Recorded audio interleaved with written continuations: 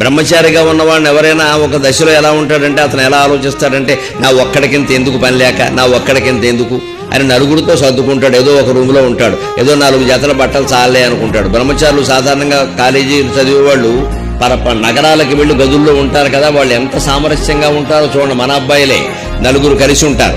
ఎవడి బట్టలు ఎవడు తొడుక్కుంటాడో తెలియదు, ఎవడి చెప్పులు ఎవడు వేసుకుంటాడో తెలియదు. అసలు అక్కడ దండం మీద ఉన్నవి వేసుకెళ్ళిపోతాడు. ఏమిట్రా అవి వేసుకున్నామంటే అక్కడ ఉంది వేసుకున్నానంటాడు అంతే.